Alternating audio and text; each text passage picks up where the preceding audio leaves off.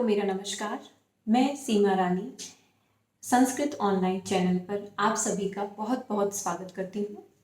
आज इस संस्कृत की कक्षा में हम संस्कृत व्याकरण का बहुत ही महत्वपूर्ण विषय पठित व अपठित अवबोधन, जो 9वीं व 10वीं कक्षा में जिसके वार्षिक परीक्षा में जिससे संबंधित प्रश्न पूछे जाते हैं और उसके जो अंक का निर्धारण है वो भी काफ़ी ज़्यादा होता है। तो अगर बच्चे इन प्रश्नों को अच्छे से जान लेंगे, उनको अच्छे से हल करना सीख जाएंगे, तो वो बहुत ही अच्छे अंक लेकर परीक्षा में उत्तीर्ण हो सकते हैं। तो आज की जो ये वीडियो है 9वीं व 10वीं के साथ 6ठी से लेकर 12वीं तक सभी कक्षा के विद्यार्थियों के लिए अत्यंत महत्वपूर्ण है, क्योंकि इससे सारे बच्चे लाभ ले सकते हैं, क्योंकि सभी कक्षाओं में इस तरीके के प्रश्न जो है पूछे जाते हैं। तो हम अपना संस्कृत व्याकरण का जो विषय है आज का हमारा, उसको शुरू करते हैं।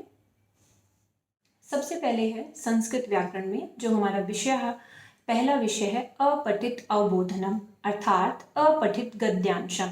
अपठित गद्यांश अर्थात जो पुस्तक में नहीं होता है ऐसा कोई गद्यांश, ठीक है, वो 10 अंक का 9वीं व 10वीं दोनों कक्षाओं में आता है और अलग अलग तरह के प्रश्न उसमें पूछे जाते हैं, जिनके बारे में आज हम विस्तार से चर्चा करेंगे।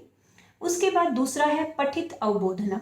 उसको 3 भागों में बांटा है, पठित गद्यांशम अर्थात कहानी से संबंधित, और पद्यांशम जो श्लोकों से संबंधित पाठ है, और नाट्यांशम जो नाटक से संबंधित पाठ हैं। उन सभी में से प्रश्न पूछे जाते हैं और ये सभी तीनों जो भाग हैं 3-3 अंक के होते हैं। और उसके बाद जो तीसरा भाग वो इसी के साथ जुड़ा हुआ है, भाषिक कार्य। भाषिक कार्य अर्थात भाषा से संबंधित भी प्रश्न पूछे जाते हैं और अब की बार पाठ्यक्रम में उसके लिए 6 अंक अलग से निर्धारित किए गए हैं। तो सभी बच्चे इस बात पर ध्यान देंगे, 6 अंक का ये अलग से प्रश्न आएगा जिसमें भाषा से संबंधित प्रश्न पूछे जाएंगे। वो प्रश्न किस तरीके से होंगे आज मैं आपको इस वीडियो के माध्यम से बताऊंगी। तो सब बच्चे इस वीडियो को ध्यान से देखेंगे। आगे देखते हैं, वार्षिक परीक्षा आधारितम प्रश्नानाम प्रकारः। अभी मैंने आपको ऊपर बताया कि जो हमारे 2 भाग हैं, अपठित अवबोधनम व पठित अवबोधनम, उनके बारे में बताया। तो उनमें जो प्रश्न आते हैं वो किस किस तरह के आते हैं वो हम एक बार देख लेते हैं। सबसे पहला है एक पदेन उत्तरत, एक पद में उत्तर दीजिए। दूसरा है पूर्ण वाक्येन उत्तरत, पूर्ण वाक्य में उत्तर दीजिए, अर्थात आपको पूरा वाक्य लिखना है वहां पर। तीसरा है उपयुक्तम शीर्षकम, आपको उपयुक्त शीर्षक देना होता है वहां पर। उसके बाद है चौथा भाषिक कार्यम, भाषा से संबंधित कार्य। अस्य प्रश्नस्य बहवे प्रकारा, ये जो प्रश्न है भाषिक कार्य का, ये बहुत तरीके से जो परीक्षा में है आपके सामने पूछा जाता है, वो सब मैं अभी आपको बताऊंगी। जिस प्रकार से अपठित गद्यांश में, पठित गद्यांश में, पद्यांश में व नाट्यांश में प्रश्न किस किस तरह के हो सकते हैं देखते हैं। सबसे पहले जैसे यथा कह लकार है, जैसे मान लो आपके सामने चाहे अपठित गद्यांश है या पद्यांश या नाट्यांश या गद्यांश, इन सबको लेकर आप चलें, उनमें से ही ये प्रश्न मैं आपके सामने अभी बता रही हूँ। उनमें से ये प्रश्न पूछ लिया आपको कोई भी एक लाइन देख करके, और मैंने यहाँ पर उदाहरण के लिए एक लाइन ली है, जैसे बालकः पठति। तो आपके सामने कोई अलग लाइन हो सकती है, उसमें से प्रश्न पूछा जा सकता है, ये आपके समझाने के लिए है। तो जैसे प्रश्न है कह लकार है, कौन सा लकार है किसमें, बालकः पठति, बालक पढ़ता है। तो आपको इसमें देखना है कि कौन सा लकार है। तो पठति, पढ़ते, पठन्ति आपको पता है लट लकार होता है, तो इसका उत्तर आप देंगे लट लकार है। ऐसे ही किसी और लकार में भी, 5 लकारों में से लोट, लंग, विधिलिंग या लिट लकार, किसी का भी जो वाक्य है आपके सामने आ सकता है, आपको उसका उत्तर ऐसे देना होगा। तो आप उसको अच्छे से पहले समझ लेंगे, ठीक है। आगे बढ़ते हैं दूसरे प्रश्न की ओर। पर्याय पदम किम, पर्याय पद अर्थात पर्यायवाची पद कौन सा है। कोई भी वाक्य आपके सामने आ जाएगा आपके जो गद्यांश पद्यांश में से। तो जैसे मैंने एक दिया है आपको वाक्य, प्रश्न में दिया है बालकः, प्रश्ने बालकः, मैंने ऐसे लिखा है कि प्रश्न में लिखा हुआ है बालक, कि बालक शब्द जो है उसका पर्यायवाची बताइए। और गद्यांशे, आपके सामने जो गद्यांश है उसमें क्या लिखा हुआ है हर जगह, शिशुः, तो आपको उसका उत्तर क्या लिखना होगा, शिशुः। ऐसे ही कोई भी शब्द जो आपसे प्रश्न में पूछा जाता है उससे ही संबंधित शब्द जो है आपको अपने गद्यांश पद्यांश में ढूंढना है कि इसका पर्यायवाची क्या प्रयोग हुआ है। सिर्फ उसी में से ढूंढकर आपको उसका पर्यायवाची लिखना होता है। आप अपने आप से कोई दूसरा पर्यायवाची नहीं लिख सकते। तो सब इस चीज का ध्यान देंगे। आगे बढ़ते हैं।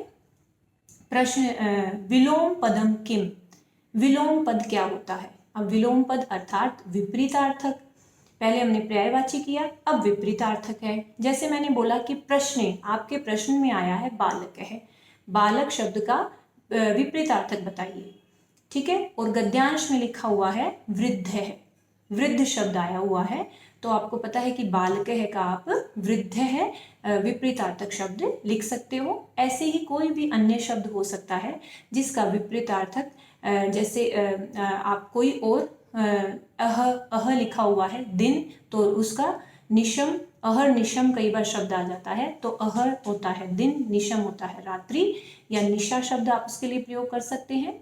तो ऐसे ही आप गद्यांश में अच्छे से ढूंढेंगे और फिर उसका उत्तर देंगे। आगे बढ़ते हैं। अव्यय पदम किम, एक अव्यय पद का भी प्रश्न पूछा जाता है भाषिक कार्य में, जिसको यथा निर्देशम उत्तरत भी लिखा होता है तीसरे पार्ट में, या कभी कभी भाषिक कार्य भी लिखा होता है।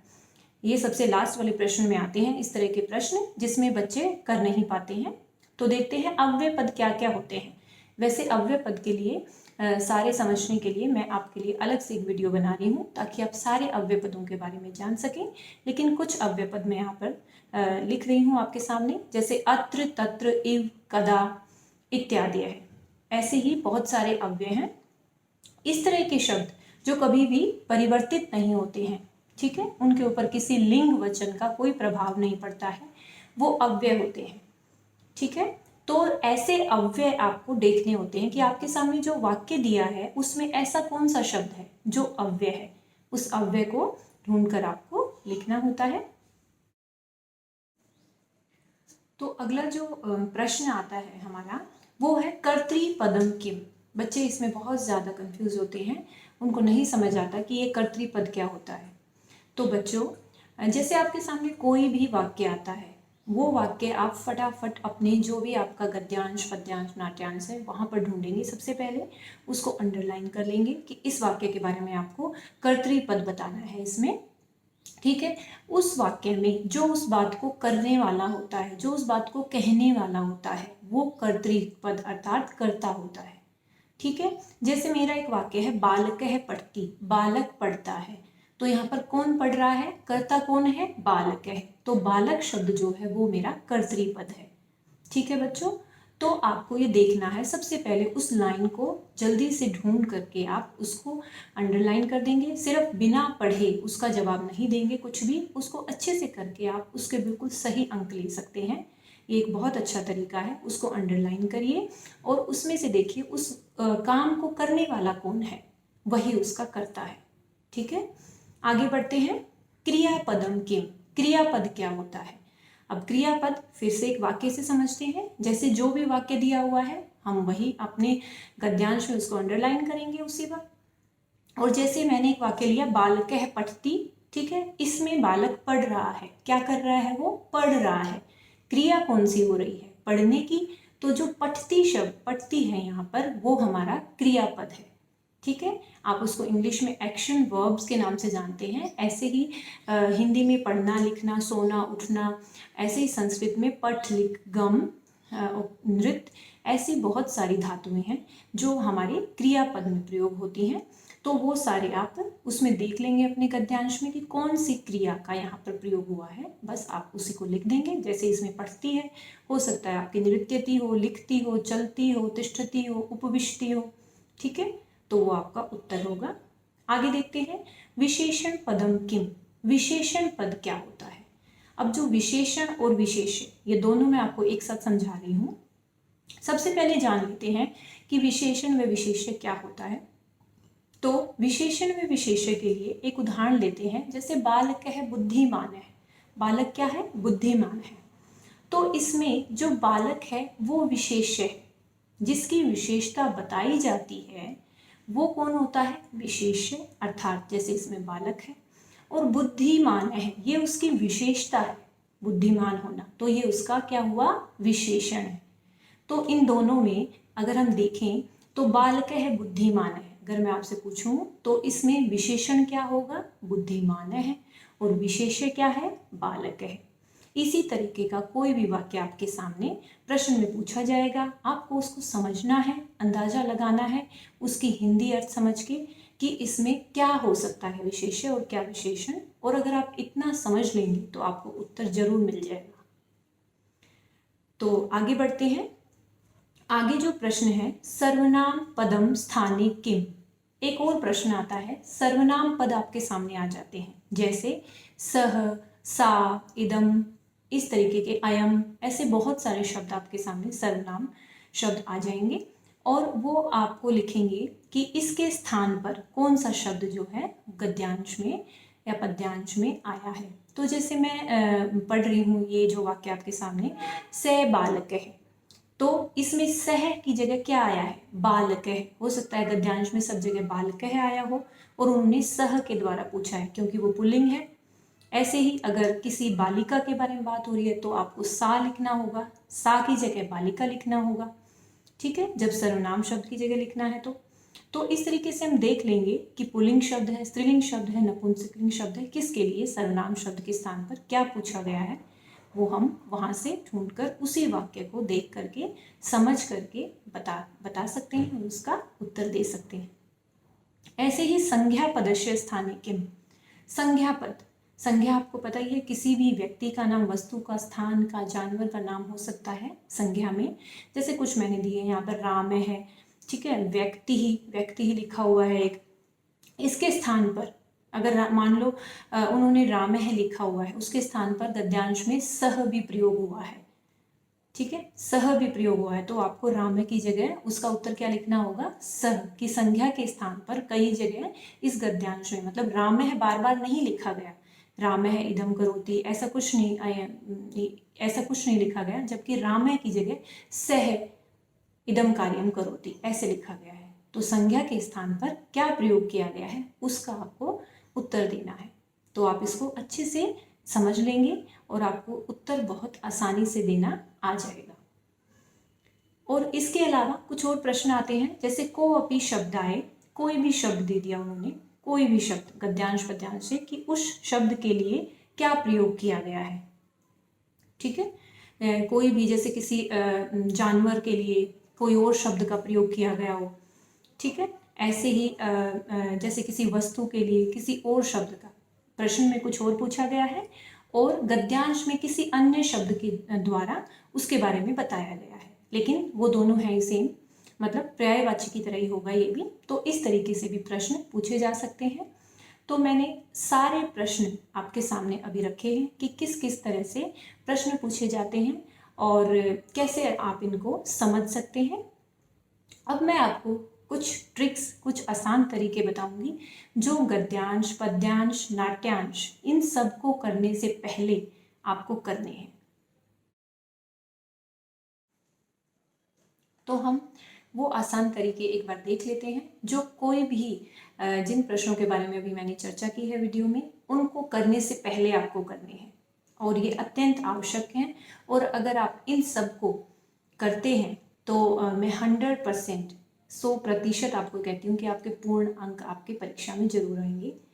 तो देखते हैं, सबसे पहला है, पहले सभी पठित व अपठित गद्यांश, पद्यांश व नाट्यांश को ध्यान से पढ़ें। जितने भी आपको गद्यांश, पद्यांश, नाट्यांश जो भी आपके वार्षिक परीक्षा में या किसी भी प्रश्न पत्र में आपके सामने पूछा जाता है, सबसे पहले उनको पढ़ना है आपको। जब आप उसको पढ़ते हैं तो कुछ कुछ अर्थ तो आपको वैसे ही समझ में आ जाता है, एक बार आपको पहले पढ़ना है। दूसरा, हिंदी अर्थ समझें, उसका हिंदी अर्थ समझने का प्रयास करना है कि ये किसके बारे में है, किस पाठ से लिया गया है, इसमें किस किस का वर्णन किया गया है, इनके बारे में थोड़ा सा ज्ञान जरूर प्राप्त कर लें, क्योंकि आप प्रश्नों का उत्तर देने में फिर सहज हो जाएंगे। आपके लिए कुछ भी ऐसा नहीं होगा कि ये कहाँ से पूछा गया है। तो ये बहुत आवश्यक है। सबसे पहले उन सबको पढ़ना और उसका हिंदी अर्थ, जरूरी नहीं कि आपको सही शब्दों, सारे शब्दों का अर्थ पता हो, ठीक है। मैं वो भी आपको कह रही हूँ कि हो सकता है कुछ शब्दों का अर्थ आपको नहीं पता, फिर भी आपको हिंदी अर्थ अपने तरीके से जैसा भी आप कर सकते हैं वो करेंगे और फिर आगे के प्रश्न करेंगे। एक पद में, सिर्फ एक पद में उत्तर देंगे, ये है लिखा होता है वहाँ पर। फिर भी अगर आपको कोई कन्फ्यूज़न है उसमें, तो मैं आपको ये भी कह रही हूँ, उसमें आप एक अगर छोटा सा वाक्य है वो भी लिख सकते हैं, अगर उसी में आपका उत्तर निहित है और आप एक पद में ठीक से उत्तर नहीं दे पा रहे हैं तो। आगे बढ़ते हैं। पूर्ण वाक्य में उत्तर वाला पूरा वाक्य लिखें। पूर्ण वाक्य में आपको पता है कि एक लंबा वाक्य जो है, जहाँ से जहाँ तक अपनी बात उसमें कही गई है, तो पूरा उत्तर देना है उसको, छोटा नहीं लिखना है। कुछ बच्चे उसको भी काट देते हैं, तो क्योंकि वो 2-2 नंबर के प्रश्न होते हैं और आपके अंक कट जाते हैं, तो आपको पूर्ण वाक्य में पूरा उसका उत्तर देना है, बिल्कुल। आगे है शीर्षक 2 या 3 शब्दों में लिखें। जो भी आप शीर्षक देंगे उसको पूरी लाइन में कभी ना लिखें। जो भी आपको उचित शीर्षक लग रहा है उसको हमेशा 2 शब्दों में या 3 शब्दों में ज़्यादा से ज़्यादा उसको लिखेंगे, उससे ज़्यादा नहीं।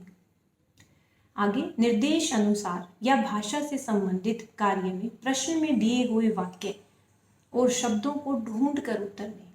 जो निर्देश अनुसार सबसे अंतिम जो प्रश्न होता है अपठित गद्यांश का, और या बाकी जो हमारे पद्यांश नाट्यांश हैं उनमें भी ये प्रश्न आता है, वो जो प्रश्न पूछा जाता है हमेशा उनका उत्तर आप अपनी मर्जी से ना दें कि पर्यायवाची पूछा है तो जो आपको पर्यायवाची आ रहा है आप वही लिख देंगे, क्योंकि मैंने आपको पूरा समझाया है कि जो भी गद्यांश में आपसे लिखा होता है वहाँ पर गद्यांश से ढूंढ कर दें। गद्यांश में से गद्यांशात चित्वा ढूंढ करके आपको उत्तर देना होता है, तो पहले वहाँ से ढूंढेंगे फिर आप उसका उत्तर दें, तो आपका बिल्कुल वो उत्तर सही होगा। तो इस वीडियो में हमने आज ये समझ लिया है कि किस तरीके से हमें इन दोनों को, अपठित अवबोधन, पठित अवबोधन व भाषा से संबंधित जो कार्य है, इन सब के प्रश्नों को कैसे सॉल्व करना है। एक अपठित गद्यांश अभी मैं आपको करवा रही हूँ, देख लेते हैं। अधोलिखितम अनुच्छेदम पठित्वा प्रदत्त प्रश्नानाम संस्कृतेन उत्तरत। नीचे लिखे गए अनुच्छेद को पढ़ करके दिए गए प्रश्नों के उत्तर संस्कृतेन, संस्कृत में उत्तरत उत्तर दीजिए। देखते हैं, एक बार हम अपठित गद्यांश जो है हमारा ये, उसकी हिंदी करके देखेंगे। जैसे मैंने आपको बताया है उसकी हिंदी करना बहुत आवश्यक है। तो शुरू करते हैं। रामायणम इतिहास है न तु पुराणम। रामायण इतिहास है, पुराण नहीं। इति भारतीय श्रद्धा, ऐसे भारतीय लोग जो है मानते हैं या उनकी श्रद्धा है। या घटना प्रवृत्ता जो घटना होती है। ताम विवृणोति, उसका वर्णन भी होता है। इतिहास है, वो इतिहास करता है। विवृणोति अर्थात उसका जो वर्णन करता है, इतिहास है, वो इतिहास है। किंतु पुराणम तथा न, लेकिन पुराणों में वैसा नहीं है। भक्ति श्रद्धा आदि नाम उत्पादनाय कथा कल्पते तत्र। भक्ति श्रद्धा आदि के उत्पादन के लिए, उसको बढ़ाने के लिए कथा कल्पते, कथा की कल्पना की जाती है। तत्र वहाँ पर, कहाँ, पुराणों में। पुराणेषु अपि क्वचित ऐतिहासिका अंशाः समाविष्टाः भवन्ति। पुराणों में भी कुछ ऐतिहासिक अंश जो है सम्मिलित होते हैं। इति तु अन्यत एतत्, ये अलग बात है। इतिहास ग्रंथे तु यत् वर्यते, ऐतिहासिक ग्रंथों में, वर्यते का अर्थ है जो वर्णन किया जाता है।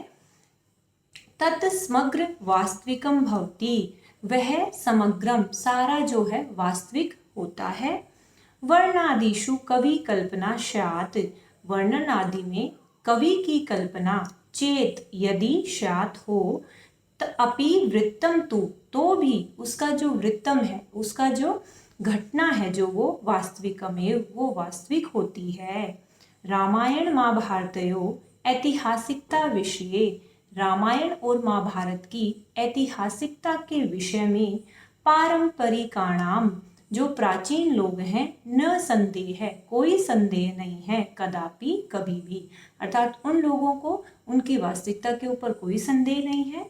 किंतु आधुनिका इतिहास पुराणयो, लेकिन जो आधुनिक लोग हैं वो इतिहास और पुराण के भेद से अवगमने, भेद को जानने में असमर्था सन्ति, असमर्थ हैं।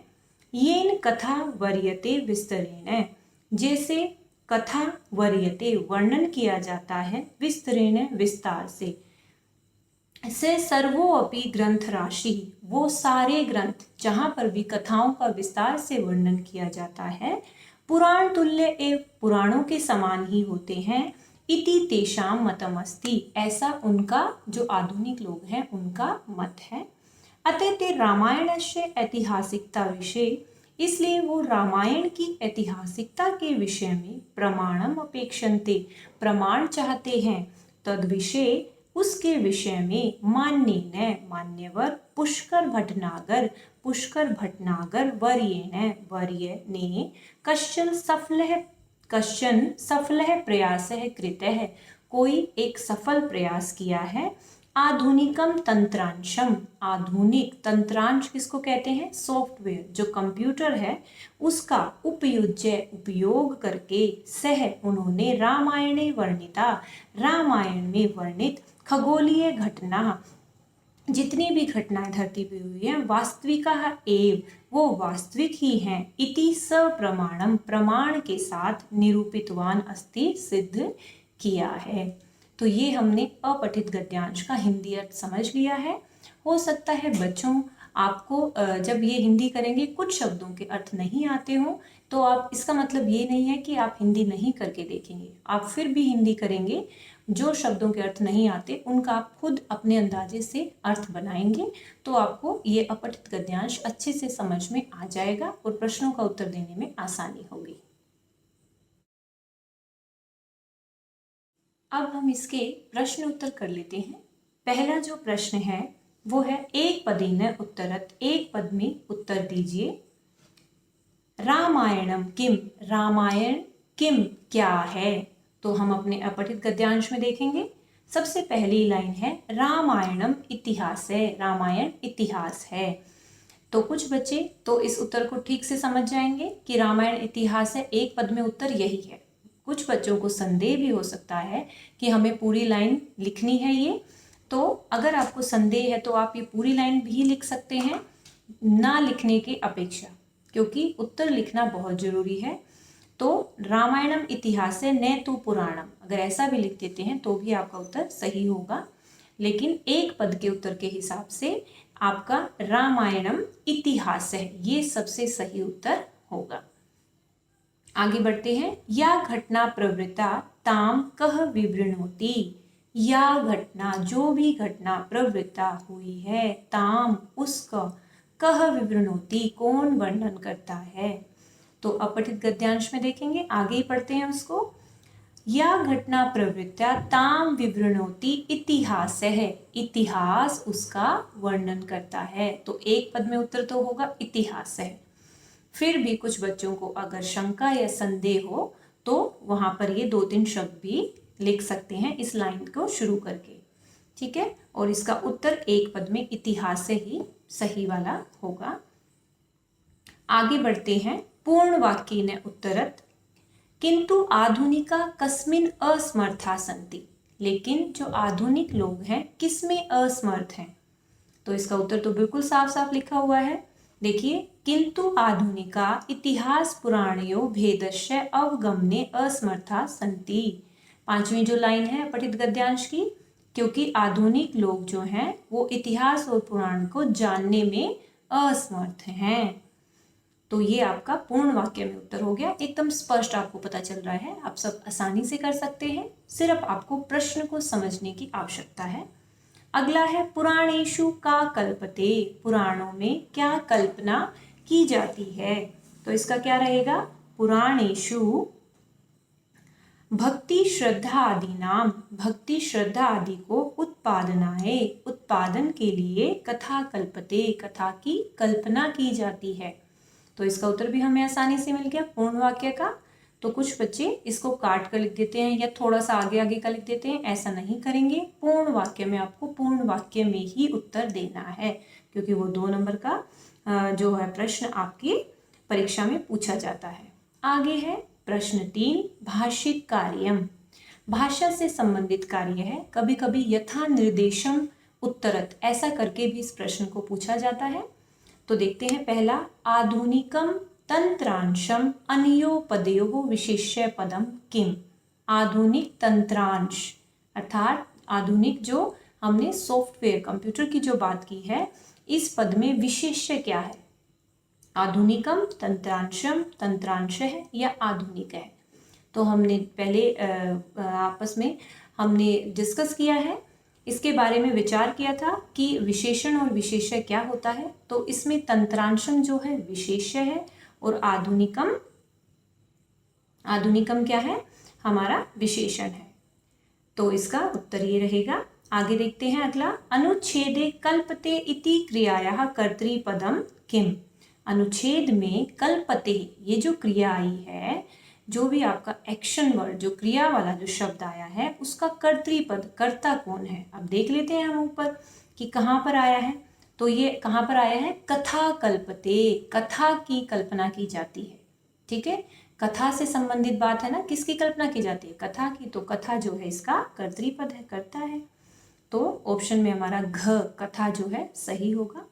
उसके बाद तीसरा, उपयोगम कृत्वा अन्योपदयो स्थाने किम पदम अनुच्छेदे प्रयुक्तम। उपयोग करके अन्योपदयो स्थाने, इन दोनों पदों के स्थान पर कौन सा पद अनुच्छेद में प्रयोग किया गया है? तो उपयोग करके, तो देखेंगे हम, आपका जो तंत्रांशम है उसके साथ ही लिखा हुआ है उपयुज्य, और आपके ऑप्शन में भी दिया हुआ है उपयुज्य, अपेक्षन्ते उपयोगाय और प्रयुज्य। ठीक है, तो हमारा उत्तर क्या रहेगा? उपयुज्य, उपयोग करके। तो आप ऑप्शन को जरूर देख लें एक बार, और उन्हीं से हम देख करके फिर हम अपने गद्यांश में भी छांट सकते हैं कि ये शब्द कहाँ पर आया है। अगला प्रश्न है प्रश्न 4, ऊपर लिखितस्य अनुच्छेदस्य कृते समुचितम शीर्षकम लिखत। ऊपर लिखे हुए अनुच्छेद के लिए समुचित शीर्षक लिखिए। तो हमने देख लिया है कि ये तो रामायण के बारे में है, तो बच्चे अलग अलग शीर्षक लिख सकते हैं अपने हिसाब से, जैसे रामायणस्य महत्वम, ठीक है, ऐतिहासिकम काव्यम रामायणम, या कोई कोई बच्चा लिख देगा रामायणम। तो आप अपने अनुसार कोई भी शीर्षक लिख सकते हैं, सिर्फ आप ध्यान रखें कि शीर्षक 2 या 3 शब्दों का ही होना चाहिए। तो आज हमने इस वीडियो में पठित व अपठित अवबोधन को भाषिक कार्य के साथ अच्छी तरीके से समझ लिया है। आशा करती हूँ आपको ये बहुत अच्छे से समझ आ गया होगा। और एक बात और मैं 9वीं व 10वीं कक्षा के बच्चों को बताना चाहती हूँ कि ये प्रश्न जो मैंने आज इस वीडियो में कराए हैं, पूरे 25 अंक के प्रश्न आपकी परीक्षा में पूछे जाते हैं। तो अगर आप इनकी अच्छे से तैयारी कर लेंगे, अच्छे से इनको समझ लेंगे, तो आप बहुत ही अच्छे अंक लेकर परीक्षा में उत्तीर्ण हो सकते हैं। तो आपका ये वीडियो देखने के लिए और संस्कृत ऑनलाइन चैनल को सब्सक्राइब करने के लिए आप सभी का बहुत बहुत धन्यवाद। कोई भी प्रश्न अगर आपके हैं तो आप कमेंट बॉक्स में लिखकर पूछ सकते हैं। धन्यवाद।